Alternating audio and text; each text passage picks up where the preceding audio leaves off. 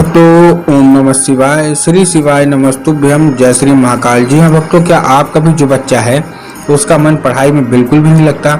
आप उसकी पढ़ाई के लिए बहुत ज़्यादा परेशान हैं। आपको समझ में नहीं आ रहा कि आखिर हमारा जो बच्चा है वो पढ़ता क्यों नहीं है।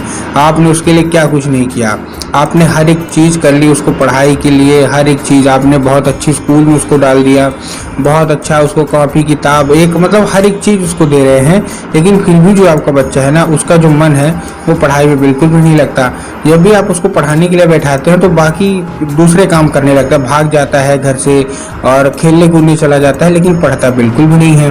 तो ऐसे में कौन सा उपाय करें ताकि जो आपका बच्चा है ना वो अच्छे से पढ़े, अच्छे से लिखे। आज के इस वीडियो के माध्यम से हम आपको बताने वाले हैं क्या करना है, कैसे करना है, पूरा आपको समझाऊंगा। तो बस उपाय ध्यान से सुनिएगा, अच्छे से उपाय करिएगा। अगर आपने आज का ये उपाय ध्यान से सुन लिया और अच्छे से कर लिया तो आपका जो भी बच्चा है ना जिसका मन पढ़ाई में बिल्कुल भी नहीं लगता, अवश्य रूप से उसका जो मन है ना वो पढ़ाई में लगेगा ही लगेगा।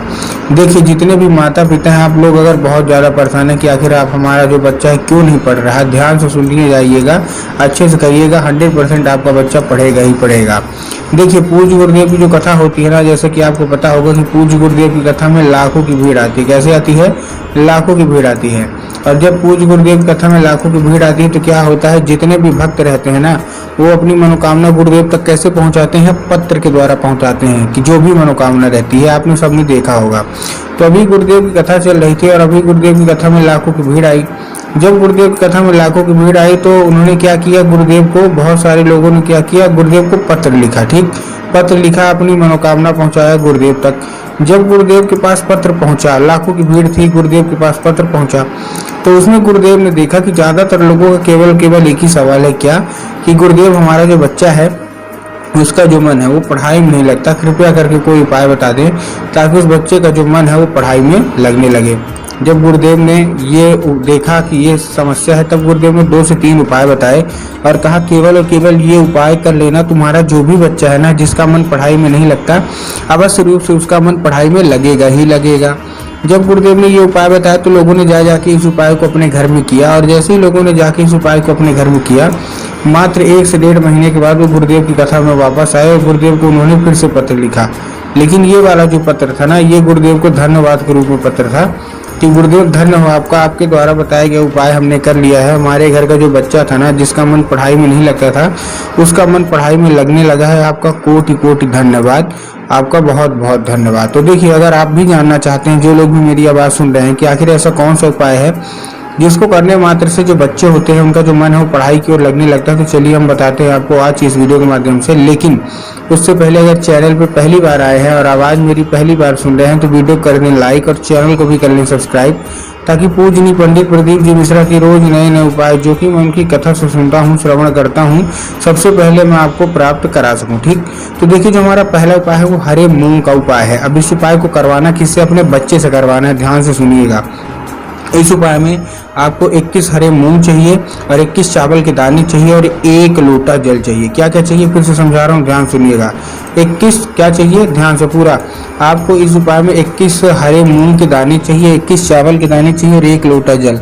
अब देखिए, जो आप 21 हरे मूंग लेंगे ना वो बस ध्यान रखिएगा कहीं से कटा फटा ना हो, कहीं से खंडित ना हो, मतलब कहीं से भी खराब ना हो।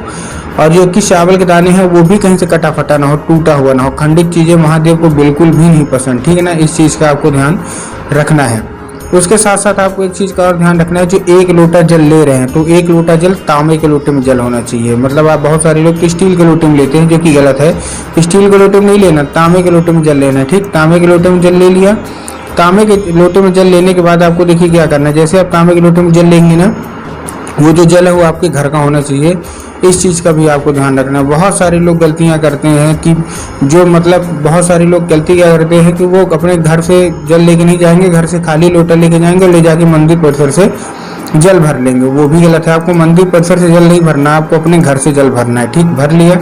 अब जल भरने के बाद देखिए आपको करना क्या है। जैसे आप जल भर लेंगे, जल भरने के बाद उसमें हर एक चीज मिला लीजिए और पहुंच जाइए कहाँ, सीधा सीधा शिव मंदिर। ठीक, शिव मंदिर पहुंच गए। अब शिव मंदिर पहुंचने के बाद आपको देखिए करना क्या है, आपको दक्षिण दिशा में खड़े हो जाना है और उत्तर की ओर अपना चेहरा कर लेना है। अब दक्षिण और उत्तर में क्या है ना, बहुत सारे लोग कंफ्यूज होते हैं कि दक्षिण कौन सा होता है, उत्तर कौन सा होता है। हमको थोड़ा साफ साफ बताइए। तब गुरुदेव ने बताया कि आप जिस भी शिव मंदिर जा रहे हैं ना उस शिव मंदिर के जिधर साइड जलाधारी होगा आपको अपना चेहरा उधर साइड करके खड़े हो जाना है। ठीक, आप खड़े हो गए। अब खड़े होने के बाद आपको करना क्या है, जैसे आप खड़े हो जाएंगे, खड़े होने के बाद अपने बच्चों को बोलिएगा कि श्रम्भेश्वर महादेव का, कौन से, देखिए महादेव का बहुत ही सुंदर सा नाम है श्रम्भेश्वर महादेव। तो बस आपको क्या बोलना है, श्रम्भेश्वर महादेव का नाम लेके चुपचाप क्या कर दे, अर्पित कर दे। कहाँ, बाबा भोलेनाथ की शिवलिंग पे।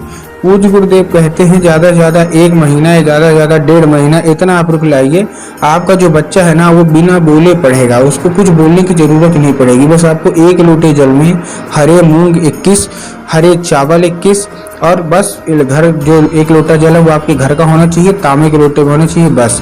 और श्रम्भेश्वर महादेव का नाम लेके, ध्यान रखिएगा और कोई नाम नहीं लेना, केवल और केवल श्रम्भेश्वर महादेव का नाम लेकर अर्पित करवाइए। आप खुद देखेंगे आपका जो बच्चा क्लास में नीचे आता है वो ऊपर आने लगेगा।